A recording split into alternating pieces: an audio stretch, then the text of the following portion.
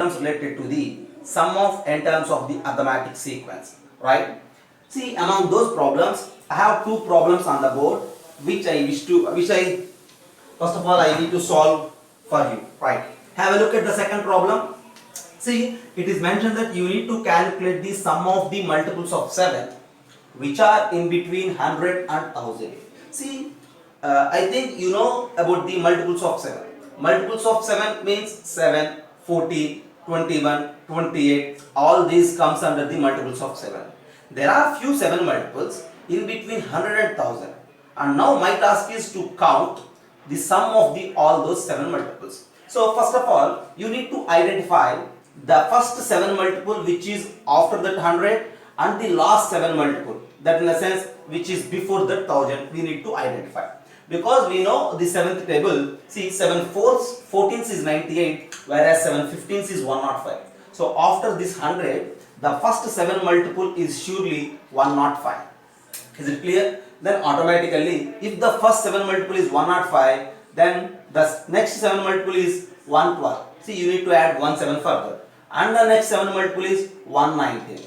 I think you are all aware about the multiples of 7, multiples of a number, right? See, first one is 105, then its corresponding 7 multiples are like this: 105, 112, 119 and like that. I need to count the sum of all those 7 multiples which are in between 100 and 1000. So, I need to find out the last 7 multiple in our list. For that, see, just look at this 1000. See, if you don't know about the last 7 multiple before the 1000, you do a rough work there. See, just you divide this 1000 with 7. If you divide 1000 with 7, how it runs? 7 ones is 7, 300, 7 fours is 28, and still you left with the 20.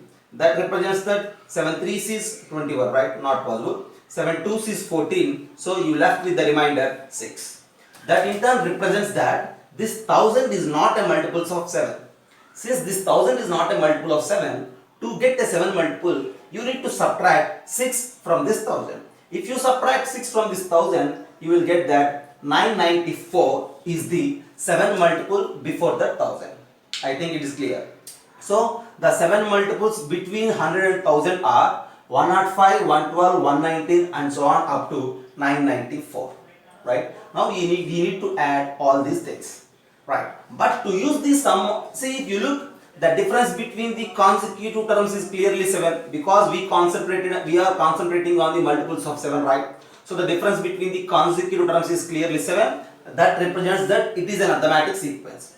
So now to find the sum of n terms of this arithmetic sequence, you need to know about that n. That means how many terms are involved in this sequence. To find out the number of terms involved in this sequence, treat this 105 as the first term of the sequence and treat this 994 as the nth term of the sequence. Treat the last term 994 as the nth term, and from there you just try to get the value of n. That represents the number of terms of this arithmetic sequence. Now since Tn is equals to 994, then we have a rule that a plus n minus 1 times of d is equals to 994. But what is the a here? 105. So the a is 105 plus n minus 1 times of this 7 is equals to 994. Right? See, to find the sum of all these terms, I need the first term, common difference along with the number of terms. See, the first term is 105, that is clear. Common difference is 7, very clear. And to find the n, the number of terms in the sequence, I am equalizing the last term 994 with Tn. So from there, it is very clear that if you send this 105 that side, it becomes like how it becomes n 7 times of n minus 1 is equals to 994 minus 105. So what it is, if you remove 100, 894, and if you remove 4, and it is 889. Is it right? So n minus 1 is 889.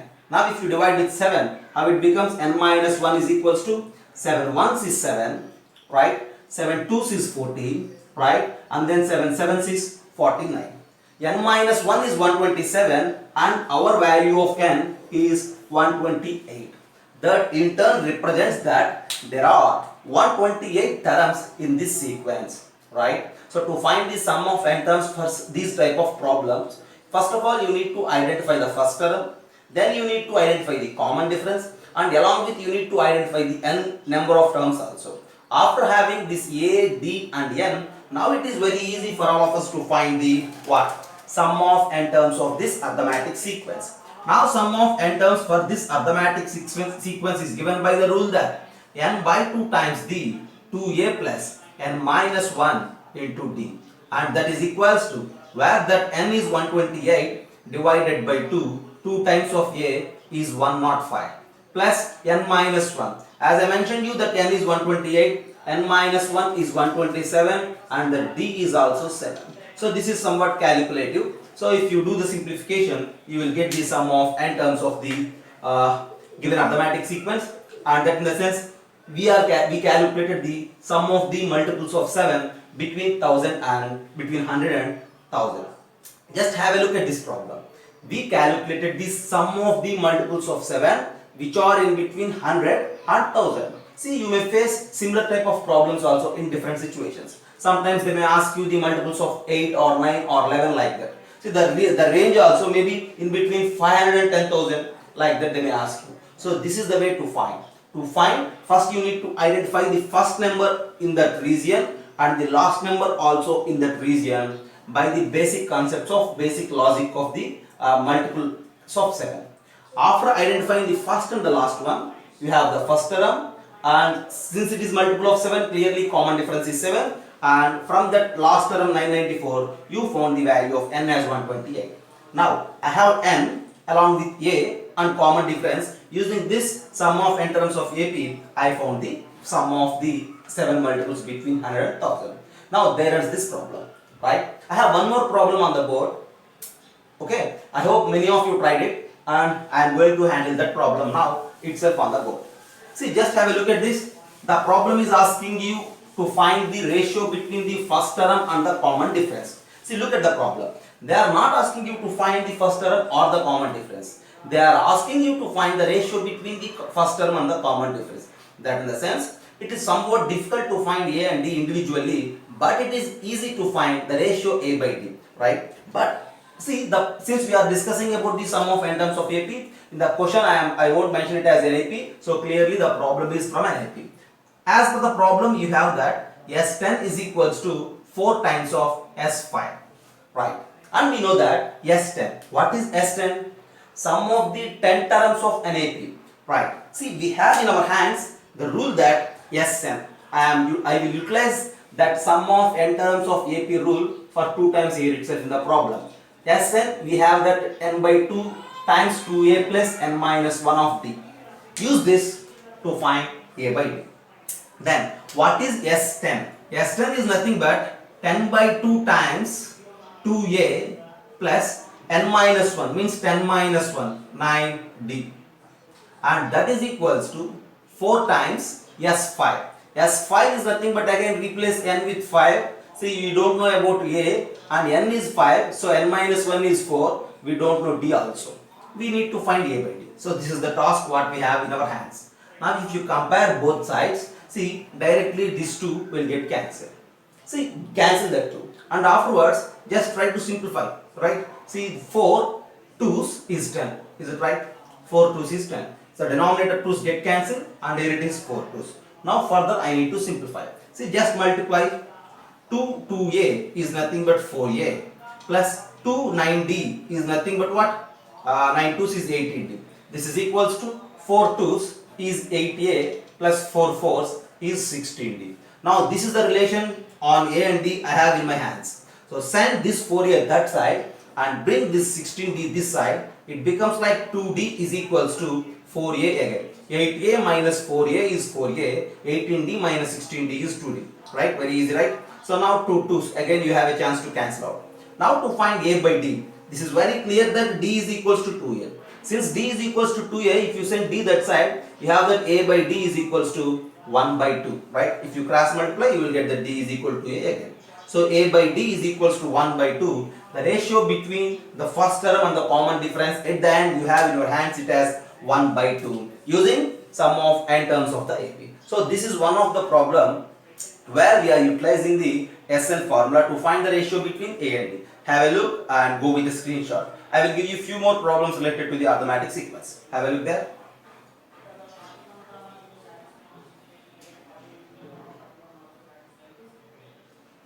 See, actually, if you look, all these problems are somewhat very simple, right?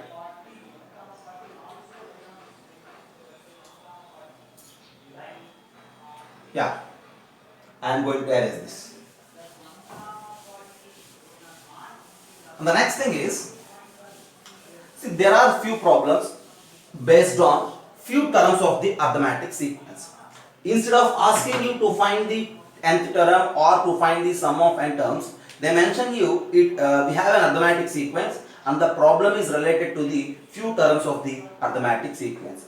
For an instance, if you need to consider few terms of the arithmetic sequence, how to consider, right? I am going to tell you the simple way to solve the problems. So, right? See, before going to solve the problems, we need to consider the number of terms of an AP.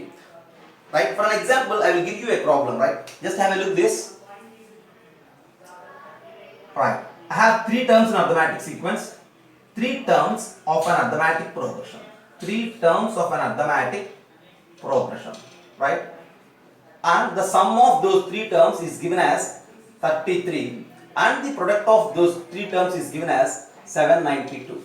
Now my task is to find the smallest one among all these things. Just have a look at the problem. I have an arithmetic progression. I don't know the first term, right? See, you may consider them as the three consecutive terms, right? Not as see, three terms of an AP. Not like that. You may say that as three terms or in AP. Just make a difference of those two. Three terms are in arithmetic progression. Three terms are maintaining the rule of the arithmetic progression such that the sum of those three terms is 33 and the product of those three terms is 792, and we need to solve this to find the smallest one among those or to find all the numbers. This is my problem. Just have a look. This is the thing about the three terms of NP, right? I need to consider three terms initially. After that, I have to apply this arithmetic progression condition on those three terms, sum 33 on these three terms, product 792 also on these terms. For example, I have a chance to consider to let those numbers as ABC. First of all, if you let those numbers as ABC, then we have three situations here, right? See, this is my supposition. Let those numbers as ABC. Since the numbers are in AP, it is very clear that since the numbers are in AP, the difference between the consecutive terms is the same. So the difference between these two terms is B by A and the difference between these two terms is C by B. This is one relation what I have in my hands. And sum is given. Based on that sum, the relation what I have in my hands is A plus B plus C is equals to 33. Whereas product is also given, right? See, product is given. So based on this product, the product of this ABC is nothing but 792. So I have three relations based on that ABC. If you solve these three, then automatically you will get A, B and C, right? So those three are the terms in the AP. But this procedure may take somewhat more time, right? Why? Because here three variables A, B and C are involved. Instead of that, I have another chance to consider. See, I am mentioning you different chances. For example, if you let those three terms as A plus D, A plus 2D. Look at this. First, I am explaining you how you need to let those three terms of the arithmetic progression. If you let them as ABC, you need to find three values A, B, C using these three equations. But if you let them as A plus D and A plus 2D, clearly these three are in arithmetic progression. Again you have a chance to apply the sum as 33 and the product as 792. From there it is enough to find only two values A and D. Again I am explaining you. If you let it like this, you need to find three values A, B, C. But if you let it like this A plus D, A plus 2D, it is enough to find only two values. But I have another process, right? Or otherwise, if you let those three terms of the arithmetic progression like this, A minus D, A plus D. What you say? Just look at this. A minus D, A plus D. These three are also the terms of the arithmetic progression. Because if you add one D for this A minus D, it becomes A. And if you add one more D, it becomes A plus D. That means the common difference is again D. But if you If you consider those three terms in this manner, then your task is very easy to find that A and D.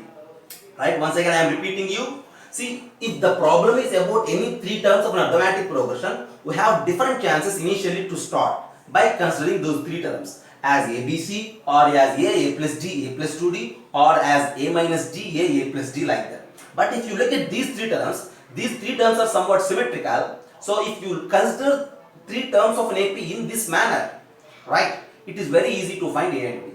Okay, see, go in this procedure, or go in this way, or go in this manner. In all the three procedures, in all the three ways, you at the end you have same answer in your hands, right? But to discuss the simplest way on the board, I need to let those three terms of the arithmetic progression as A minus D, A and A plus D. With that, I will find AD. At the end, I will mention you the terms also, right? So let the three terms of the arithmetic progression as A minus D, A plus D, right? See, in consideration of this A minus D, A plus D, already the condition arithmetic progression is involved. Now, no need to consider that condition. Now, if you think about the summation is given as 33. So, if you add all these three, since we consider three symmetrical terms, if you add, your summation value is 3A and that is equals to 33, then the value of A is 11. Very clear. Already you have A, then what to say about the terms? The terms are 11 minus D, 11 and 11 plus D, since you have A. Now to find D, you need to move with the product. Now what is the product? Product of these three terms. So 11 minus D times 11, 11 plus D is equals to 792, since the product is mentioned like this. So send this 11 that side and multiply these two. If you multiply these two, it becomes like 11 square minus D square is equals to 792 by 11. And this is 121 minus D square is equals to 11 7s is 77 and 11 2s is 22.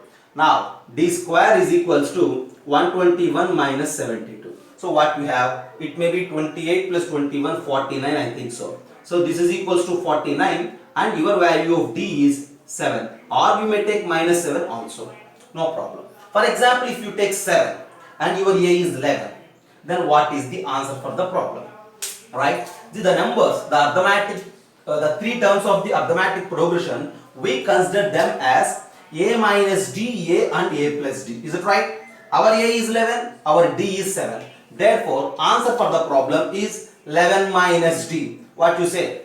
11 minus D, 11 and 11 plus D.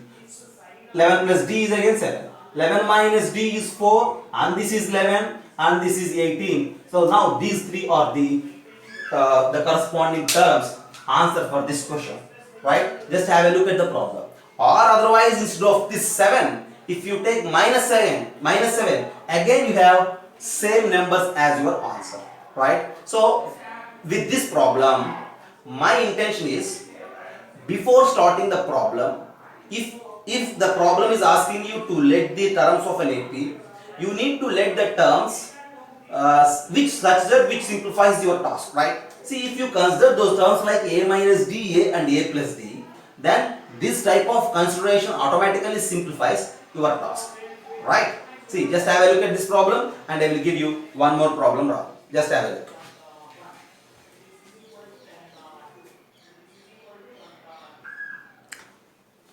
So the next problem related to the same concept, right? See, three sides of a right angle triangle are in arithmetic progression, and here they are asking you to find the ratio of the sides, right? See, you need to think about a right angle triangle. I have a right angle triangle.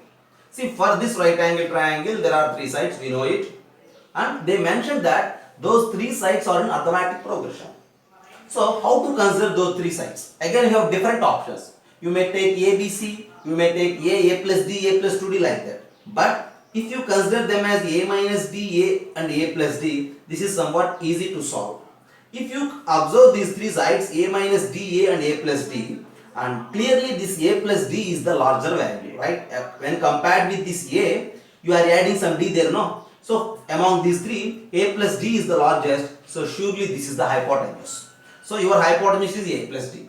And the other two sides are a and a minus d. You may take any value, anything as the sides. Say it has a and it has a minus d. Once again, I am repeating you. The problem suggesting us you need to take three sides of a rectangle triangle which are in arithmetic progression. To take three terms which are in arithmetic progression, my first idea is a minus d, a plus d.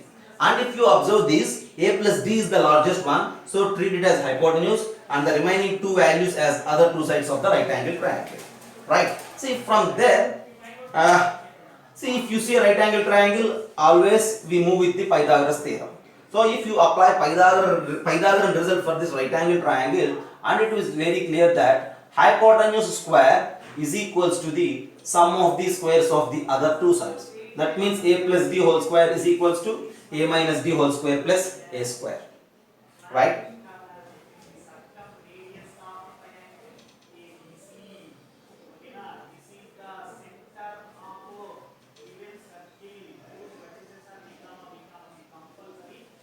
Hypotenuse and a minus d are the other two sides. Then if you apply Pythagorean result, this hypotenuse square a plus d whole square is equals to the sum of the squares of the other two. That means a minus d whole square plus a square. Now if you send this a minus d whole square this side, it becomes like a plus d whole square minus a minus d whole square is equals to a square. Now if you simplify, a plus d whole square minus a minus d whole square of the form like alpha plus beta whole square minus alpha minus beta whole square is nothing but 4 alpha beta. That means 4ad is equals to a square. Now if you cancel out 1a, then you have that a is equals to 4d. Look at this. So by considering the three terms of the arithmetic progression like a minus d, a and a plus d, after applying Pythagorean result, I have that a is equals to 4d. Now since a is equals to 4d, what to say about the sides? Right? Already I mentioned you the sides are like a minus d, a and a plus d. The question is asking you to find the ratio of the sides. Is it right? See, what is the ratio of the sides? The ratio of the sides is a minus d is to a plus d.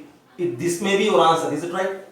Since they are asking you to find the ratio of the sides, a minus d is to a plus d. But what is a now? My a is 4d. So you need to replace a with 4d. Now if you replace a with 4d, what will happen? So see, I am writing here. If you replace a with 4d, 4d minus d, 3d, and that a is 4d, and again a plus d, 4d plus d is 5d. Now if you cancel out that d, then your ratio is 3 is to 4 is to 5. So if the three sides of a right angle triangle are in arithmetic sequence, then the ratio of their sides is 3 is to 4 is to 5. Have a look at the problem. We are combining the concept of arithmetic sequence with the Pythagorean theorem to find the ratio of sides. Have a look at the problem.